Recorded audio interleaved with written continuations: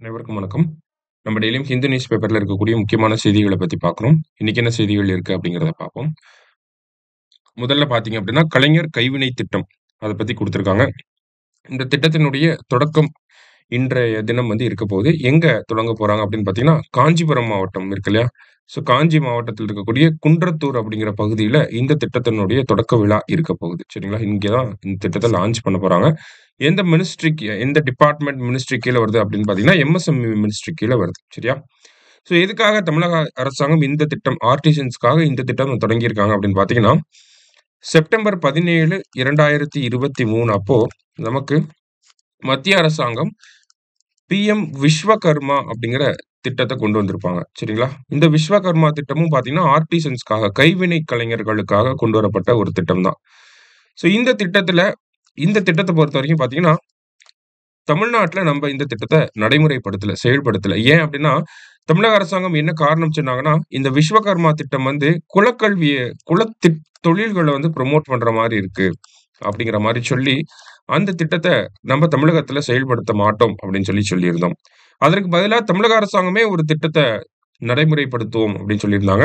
அந்த வகையில கலைஞர் கைவினை திட்டம் அப்படிங்கிறது விஸ்வகர்மா திட்டத்துக்கு மாற்றாக தமிழகத்துல செயல்படுத்தப்போற செயல்படுத்தக்கூடிய ஒரு திட்டமாக இருக்கு. சரியா? ஸோ கலைஞர் கைவினை திட்டம் 2 திட்டத்துக்கும் இருக்கக்கூடிய வித்தியாசங்கள் என்னலாம் இருக்கு? அப்படிங்கிறத நம்ம பார்ப்போம். இப்போ விஸ்வகர்மா திட்டம், கலைஞர் கைவினை திட்டம்னு எடுத்துக்கிட்டோம்னா, இந்த திட்டம் விஸ்வகர்மா திட்டம் பார்த்தீங்கன்னா, மினிமம் ஏஜ் வந்து 18. நம்மளோட திட்டத்தில மினிமம் ஏஜ் 35. ஏன் இங்க 18 அப்படின்னு சொல்லி குடுத்துருக்காங்கன்னா, ஸ்கூல் முடிச்ச உடனே ஒருத்தர் வந்து கைவினை தொழில்ல வந்து பண்ணணும். அவங்களோட ஃபேமிலி என்ன தொழில் பண்றாங்களோ, அதுவே நான் இன்னும் கொஞ்சம் பிசினஸ டெவலப் பண்ணணும்னு நெனைக்கிறவங்க, இத பண்ணலாம். ஆனா நம்ப 35ன்னு ஏன் வச்சிருக்கோம்னா, ஒருத்தர் ஸ்கூல் முடிச்சோனே காலேஜுக்கு போகணும். காலேஜ் முடிச்சு ஒரு எக்ஸ்பீரியன்ஸ் கெயின் பண்ணதுக்கு அப்புறம் தான், அவங்க வந்து பிசினஸ்க்குள்ள வரணும் அப்படிங்கிற காரணத்தினால, நம்ப 35 அப்படிங்கிறத மினிமம் ஏஜ் லிமிட்டா வச்சிருக்கோம். ஓகேவா? மத்திய அரசாங்க திட்டத்துக்கு கீழ 18 விதமான தொழில்கள வந்து இன்க்ளூட் பண்ணியிருக்காங்க. நம்ப 25 விதமான தொழில்கள, அந்த கைவினை தொழில்கள வந்து இன்க்ளூட் பண்ணியிருக்கோம். மத்திய அரசாங்கத்த பொறுத்தவரைக்கும் ரூ. 3,00,000 வரைக்கும் சப்சிடி குடுக்குறாங்க. இத 2 தவணைகளா குடுக்குறாங்க. ஃபர்ஸ்ட் ஒரு ரூ. 1,00,000 அப்புறம் ஒரு ரூ. 2,00,000 குடுப்பாங்க. நம்மளும் ரூ. 3,00,000 குடுக்குறோம். 25% லோன் அமௌண்ட்லேருந்து 25% சப்சிடி. கிட்டத்தட்ட 50,000 வரைக்கும் நம்ம சப்சிடி குடுக்குறோம். அது மட்டும் இல்லாம பார்த்தீங்கன்னா, ஒரே தவணையா, ஒரே டிரான்ச் அப்படின்னு சொல்லுவாங்க. 1 டிரான்ச்சில் இத வந்து 2 டிரான்ச் அப்படின்னு சொல்லுவாங்க. நம்ம 1 டிரான்ச்லயே அந்த ரூ. 3,00,000 குடுத்துருவோம். சரிங்களா? இதுதான் பேசிக்கா இருக்கக்கூடிய வித்தியாசங்கள். ஓவராலா பார்த்தோம் அப்படின்னா, என்னென்ன வித்தியாசங்கள் இருக்கு அப்படின்னா, நமக்கு விஸ்வகர்மா திட்டம், கலைஞர் கைவினை திட்டம். இப்ப ஸ்கோப் எங்கெல்லாம் நடைமுறைப்படுத்த போறாங்க அப்படின்னா, நேஷன் வைட் ஓகேவா? எக்ஸெப்ட் தமிழ்நாடு. தமிழ்நாட தவிர மத்த எல்லா பகுதியிலும் இந்த திட்டம் இருக்கு. தமிழ்நாட்டுல மட்டுமே இருக்கக்கூடிய திட்டம் தான் இந்த கலைஞர் கைவினை திட்டம். இதுல 18 விதமான தொழில்கள், இங்க 25 விதமான தொழில்கள். இங்க ஏஜ் கிரைட்டீரியா அப்படிங்கிறது கிடையாது. ஏஜ் கிரைட்டீரியா அதாவது 18 வயசு மினிமம் ஓகேங்களா? இங்க பார்த்தீங்கன்னா, மினிமம் வந்து 35 வயசு. எக்ஸ்பீரியன்ஸ் கிரைட்டீரியா இருக்கா அப்படின்னு கேட்டா, இங்க இல்ல. நம்ம வந்து 5 வருஷம் அவங்க தேர்ந்தெடுக்கக்கூடிய தொழில்ல அவங்களுக்கு 5 வருஷமாவது எக்ஸ்பீரியன்ஸ் இருக்கணும். அப்படிங்கிறத நம்ப சொல்லியிருக்கோம். அடுத்ததா பார்த்தீங்கன்னா, லோன் அமௌண்ட் ரூ. 3,00,000 ஃபர்ஸ்ட் ஒரு ரூ. 1,00,000 அப்புறம் ரூ. 2,00,000 குடுப்பாங்க. நம்ம பார்த்தோம்னா ரூ. 3,00,000 குடுக்குறோம். அப் டூ 3,00,000. சப்சிடிய பொறுத்தவரைக்கும் பார்த்தோம்னா 8% மத்திய அரசாங்கம் 8% வந்து வட்டி மானியம் வந்து குடுக்குறாங்க. நம்ப 25% லோன்லயே ஒரு 25% சப்சிடி குடுக்குறாங்க. ரூ. 50,000 சப்சிடி குடுக்குறாங்க. அது மட்டும் இல்லாம ஒரு 5% வட்டி மானியம் அப்படிங்கிறத குடுக்குறோம். சரிங்களா? இங்க பேசிக் ட்ரெய்னிங் குடுக்குறாங்க. நம்ம ஸ்கில் டெவலப்மென்ட்ட வந்து குடுக்க போறோம். சரியா? இத பேசிக்கா இருக்கக்கூடிய அ டிஃபரன்ஸஸ் அப்படிங்கிறது. சரியா? இப்போ இத எங்க கேட்பாங்க அப்படின்னு பார்த்தீங்கன்னா, நமக்கு மெயின்ஸ் பாயிண்ட் ஆஃப் வியூல கேட்கறதுக்கு வாய்ப்புகள் இருக்கு. பிரிலிம்ஸ் பாயிண்ட் ஆஃப் வியூல இதெல்லாம் அப்படியே ஒரு ஸ்டேட்மென்ட்டா கேட்பாங்க. மெயின்ஸ் பாயிண்ட் ஆஃப் வியூல பார்த்தீங்கன்னா, 2த்துக்கும் இருக்கக்கூடிய டிஃபரன்ஸ சொல்லுங்க அப்படின்னு சொல்லுவாங்க. ரீசென்ட்டா பார்த்தீங்கன்னா, குரூப் 1 மெயின்ஸ்ல யுனிஃபைட் பென்ஷன் ஸ்கீம்க்கும், நேஷனல் பென்ஷன் ஸ்கீம்க்கும் இருக்கக்கூடிய டிஃபரன்ஸஸ வந்து கேட்டிருந்தாங்க. சரியா? ஸோ அந்த மாதிரி டிஃபரன்ஸா கேட்டா இந்த மாரி எழுதிருங்க. சரியா? ரைட். அடுத்ததா பார்த்தீங்க அப்படின்னா, நெக்ஸ்ட் வந்து நமக்கு இங்க எடிட்டோரியல் பேஜ்ல ரீசென்ட்டா அந்த கவர்னர் ஜட்ஜ்மென்ட்ட வந்து குடுத்திருந்தாங்க. ஸோ அந்த கவர்னர் ஜட்ஜ்மென்ட்ட ஒரு ஒரு டைம் ரீகால் பண்ணிக்கலாம்.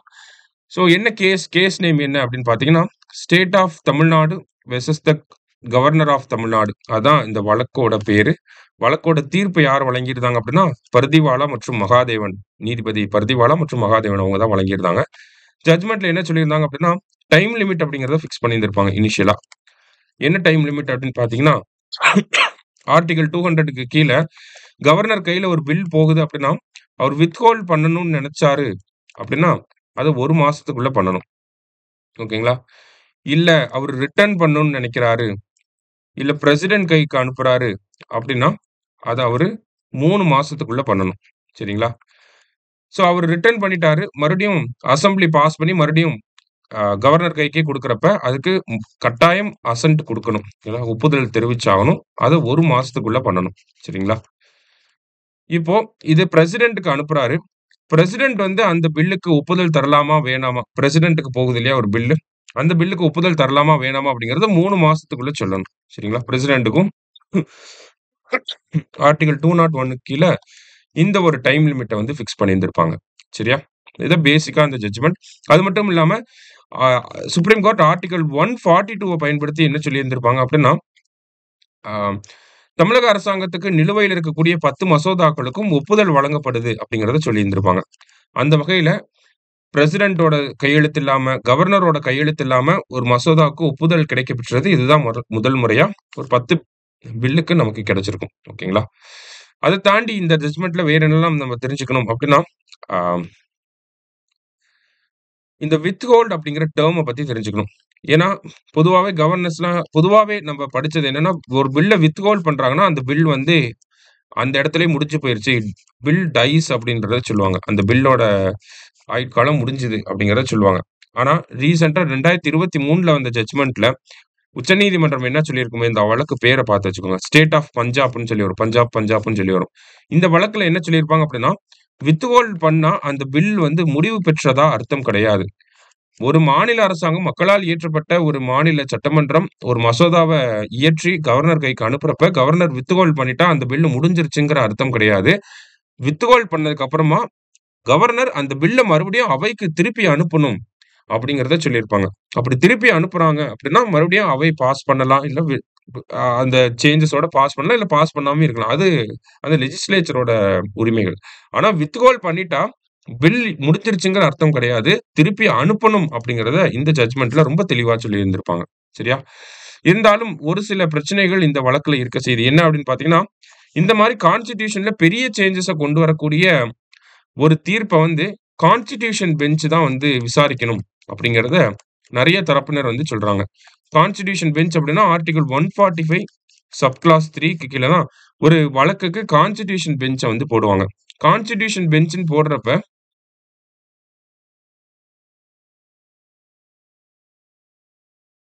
மினிமமா 5 ஜட்ஜஸ் ஆவது இருக்கணும். இந்த ஆர்டிகிள்க்கு கீழ தான் இந்த கான்ஸ்டிடியூஷன் பெஞ்ச் வச்சு போடுவாங்க. சரியா? பட் ஸ்டில் இந்த வழக்குக்கு இது தேவையா? இல்லையா? அப்படிங்கிறத சொல்லியிருக்காங்க. ஒரு சில தரப்புல இருந்து கான்ஸ்டிடியூஷன் பெஞ்ச் தான் சொல்லியிருக்கணும் அப்படிங்கிறத சொல்றாங்க. இன்னொரு சில தரப்புல இருந்து இது தேவைப்படாது. பிகாஸ் இவங்க ஆர்டிகிள் 200 தான் எக்ஸ்ப்ளைன் பண்ணியிருக்காங்க அப்படிங்கிறத சொல்றாங்க. பட் ஸ்டில் கான்ஸ்டிடியூஷன் பெஞ்ச் அப்படின்னா இந்த ஆர்டிகிள் வரும் அப்படிங்கிறத தெரிஞ்சுக்கோங்க. இன்னொரு விஷயம் கான்ஸ்டிடியூஷன் பெஞ்ச் வச்சு பார்க்கிறப்ப, இதுவரைக்கும் 13 நீதிபதிகள் கொண்ட அமர்வு கேசவானந்த பாரதி வழக்குல தீர்ப்பு வழங்கியிருப்பாங்க அப்படிங்கிறது நமக்கு தெரிஞ்ச ஒரு விஷயம் தான். சரிங்களா? இதெல்லாமே இந்த ஆர்டிகிள்ல இத பத்தி தான் பேசியிருப்பாங்க. இந்த ஒரு ஜட்ஜ்மென்ட் ரிலேட் பண்ணி தான் பேசியிருப்பாங்க. சரியா? ரைட். அடுத்ததா பார்த்தீங்க அப்படின்னா, நமக்கு Indian astronaut set to travel to space அப்படின்னு சொல்லி குடுத்திருக்காங்க. போன வருஷம் பிப்ரவரி மாசம் பார்த்தீங்கன்னா, நம்ம பிரைம் மினிஸ்டர் ஒரு 4 ஆஸ்ட்ரோநாட்ட வந்து இந்தியாவுக்கு அறிமுகப்படுத்தி வச்சிருப்பார். அ யாரெல்லாம் அவங்க அப்படின்னு பார்த்தீங்கன்னா, பிரசாந்த் பாலகிருஷ்ணன் நாயர், அங்கத் பிரதாப், அஜித் கிருஷ்ணன், அடுத்தது சுபான்சு சுக்லா. பிரசாந்த் பாலகிருஷ்ணன் நாயர், அங்கத் பிரதாப், அஜித் கிருஷ்ணன், சுபான்சு சுக்லா அப்படின்னு சொல்லி ஒரு 4 பேர வந்து இன்ட்ரோடியூஸ் பண்ணியிருப்பார். ஓகேங்களா? இவங்க 4 பேரும் யாருன்னா, ககன்யான் திட்டத்துக்கு கீழ விண்வெளிக்கு போறதுக்காக தேர்ந்தெடுக்கப்பட்ட விண்வெளி வீரர்கள் தான் இந்த 4 பேரும். இதுல சுபான்சு சுக்லாவ மட்டும் அமெரிக்காவுக்கு அனுப்பியிருப்பாங்க ட்ரெய்னிங்க்காக. எதுக்காக அமெரிக்காவுக்கு அனுப்பியிருப்பாங்க அப்படின்னா, ஆக்சியாம் 4 அப்படிங்கிற ஒரு திட்டம் இருக்கு. இந்த ஆக்சியாம் 4 திட்டத்துக்கு கீழ விண்வெளி வீரர்கள இந்த ஆக்சியாம் அப்படிங்கிற தனியார் நிறுவனம் இன்டர்நேஷனல் ஸ்பேஸ் ஸ்டேஷனுக்கு கூட்டிட்டு போக போகுது. அதுக்காக இந்தியாவுல இருந்து நம்ம சுபான்சு சுக்லாவ அனுப்பி வச்சிருந்திருப்போம். சரிங்களா? சுபான்சு சுக்லா இப்ப ட்ரெய்னிங்லாம் முடிச்சு அடுத்த மாசம் பார்த்தீங்கன்னா, மே மாசம் இன்டர்நேஷனல் ஸ்பேஸ் ஸ்டேஷனுக்கு போகப்போறார். போயிட்டு வந்ததுக்கு அப்புறமா இவரோட எக்ஸ்பீரியன்ஸஸ் அப்படிங்கிறது ககன்யான் திட்டத்துக்கு ரொம்ப பயனுள்ளதாக இருக்கும் அப்படிங்கிறது தான் இந்த செய்தியில குடுத்திருக்காங்க. சரியா? இந்தியாவ பொறுத்தவரைக்கும் ஸ்பேஸ்க்கு போன ஆட்கள் அப்படின்னு பார்த்தீங்கன்னா, இந்தியாவோட நேஷனாலிட்டில இருந்து ஸ்பேஸ்க்கு போன ஆட்கள்னா, ஃபர்ஸ்ட் 1984 ஏப்ரல் 13ல ராகேஷ் சர்மா வந்து போயிருப்பார். ரஷ்யாவோட ராக்கெட் சோயுஸ் T-11ல ராகேஷ் சர்மா வந்து போயிருப்பார். அதுக்கப்புறமா போன வருஷம் கோபி தோட்டகுரா அப்படிங்கிறவர் ஒருத்தர் போயிருப்பார். கோபி தோட்டகுரா வந்து இவரு ஆஸ்ட்ரோநாட்லாம் கிடையாது. ஸ்பேஸ் டூரிசம் ஓகேங்களா? ப்ளூ ஆரிஜின் அப்படிங்கிற நிறுவனம் இருக்கு. அமெரிக்காவோட அமேசானோட ப்ளூ ஆரிஜின் அப்படிங்கிற நிறுவனம் இருக்கு. இவங்க வந்து ஸ்பேஸ் டூரிசம் விண்வெளி சுற்றுலாவுக்கு வந்து கூட்டிட்டு போவாங்க காசு குடுத்தோம்னா. ஸோ அந்த மாரி ஸ்பேஸ் டூரிசம்க்கு போன ஆள் தான் வந்து கோபி தோட்டகுரா. ஓகேங்களா? இந்தியாவுலருந்து ஃபர்ஸ்ட்னா ராகேஷ் சர்மா, செகண்ட்னா கோபி தோட்டகுரா, தேர்டா சுபான்ஷு சுக்லா இருக்க போறாரு. இடையில இந்த சுனிதா வில்லியம்ஸ், கல்பனா சாவ்லா போன்ற ஆட்கள் எல்லாமே அ இந்திய வம்சாவளியை சேர்ந்தவங்க. இந்தியன் சிட்டிசனா இல்ல. அவங்க போறப்ப அவங்க விண்வெளிக்கு போறப்ப அவங்க அமெரிக்கன் சிட்டிசன்ஸா இருந்திருப்பாங்க. சரியா? ஸோ அந்த ஒரு கன்ஃப்யூஷன் வேண்டாம். ரைட். அடுத்ததா பார்த்தீங்க அப்படின்னா, நமக்கு ஜிஎஸ்டி ஆன் யுபிஐ டிரான்சாக்ஷன். அதாவது நேத்து ஒரு ரூமர் ஸ்ப்ரெட் ஆச்சு. இந்த மாரி ரூ. 2000 மேல ஜிபே பண்ணோம்னா ஜிஎஸ்டி போட போறாங்க அப்படின்னு சொல்லி. சென்ட்ரல் கவர்ன்மென்ட் அந்த மாரிலாம் நாங்க போட மாட்டோம் அப்படிங்கிறத கிளாரிஃபை பண்ணியிருக்காங்க. சரியா? அந்த மாரிலாம் ஒண்ணும் கிடையாது. அது ஃபால்ஸ் இன்ஃபர்மேஷன் அப்படின்னு சொல்லியிருக்காங்க. இதுக்கு முன்னாடி பார்த்தீங்கன்னா, பெர்சன் டூ மெர்ச்சன்ட் டிரான்சாக்ஷனுக்கு ஜிஎஸ்டி அப்படிங்கிறது இருந்திருக்கும். சரிங்களா? லைக் நம்ம போய் கடையில ஜிஎஸ்டி பே ஐ மீன் கடையில போய் ஜிபே பண்றப்ப, அந்த பேமெண்ட்ட ப்ராசஸ் பண்றதுக்கு ஒரு ப்ராசஸிங் ஃபீஸ்ங்கிறத வச்சிருந்திருப்பாங்க. ஓகேங்களா? அது பேரு வந்து மெர்ச்சன்ட் டிஸ்கவுண்டட். இப்ப நம்ம போய் கடையில ஜிபே பண்றோம். ஜிபே பண்றப்ப அந்த கடைக்காரருக்கு காசு போகும். அந்த கடைக்காரருக்கு காசு அனுப்புறதுக்காக அந்த ஃபோன்பே, பேடிஎம் போன்ற அந்த பேமெண்ட் ஆட்கள்லாம் இருப்பாங்கல்ல. பேமெண்ட் டிரான்சாக்ஷன் பண்ணக்கூடிய கம்பெனிஸ்லாம் இருக்கும் இல்லையா? ஸோ அவங்க ஒரு சார்ஜ் எடுத்துப்பாங்க. ஒவ்வொரு டிரான்சாக்ஷனுக்கும் ஒரு குறிப்பிட்ட சார்ஜ் வந்து எடுத்துப்பாங்க. சரியா? அதுதான் மெர்ச்சன்ட் டிஸ்கவுண்ட் ரேட் அப்படின்னு சொல்லியிருந்தாங்க.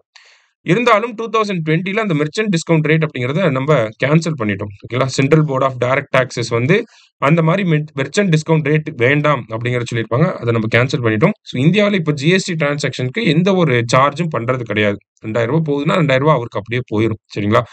ஸோ இந்த மாதிரி எதுவும் கிடையாது. ஸோ ஃபால்ஸ் இன்ஃபர்மேஷன நம்ப வேண்டாம் அப்படிங்கிறத சொல்லியிருப்பாங்க. அடுத்தது 2 cheetahs two B moved from Kuno two காந்திசாகர் அப்படின்னு சொல்லி குடுத்திருக்காங்க. ஸோ நமக்கு சீட்டா ப்ராஜெக்ட் அப்படிங்கிறது செப்டம்பர் 17, 2022 நம்ம பிரைம் மினிஸ்டரோட பர்த்டே அப்ப ஸ்டார்ட் பண்ணியிருப்பாங்க. ப்ராஜெக்ட் சீட்டா அப்படிங்கிறத. ஸோ இந்த ப்ராஜெக்ட் சீட்டா கீழ பார்த்தீங்கன்னா, ஆம் 8 சீட்டா வந்து நமீபியா அப்படிங்கிற நாட்டுல இருந்து வந்திருக்கும். அதுக்கப்புறமா 12 சீட்டா அதுக்கப்புறமா பார்த்தோம்னா, சவுத் ஆப்பிரிக்கால இருந்து வந்திருக்கும். இது எல்லாமே எங்க இருக்கு அப்படின்னு பார்த்தீங்கன்னா, கினோ நேஷனல் பார்க் மத்திய பிரதேஷ்ல இருக்கக்கூடிய கினோ நேஷனல் பார்க்ல இருக்கு. ஏன் கினோ நேஷனல் பார்க்ல இருக்கு அப்படின்னு பார்த்தீங்கன்னா, இந்த 2மே நமீபியா, சவுத் ஆப்பிரிக்கா எல்லாமே ஆப்பிரிக்கன் கன்ட்ரீஸ். ஓகேங்களா?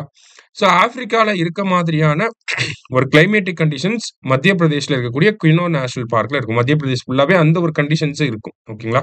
அதனால தான் கினோ நேஷனல் பார்க்ல வந்து நம்ம சீட்டாவெல்லாம் கொண்டு வந்து வச்சிருந்திருப்பாங்க. ஓகேவா?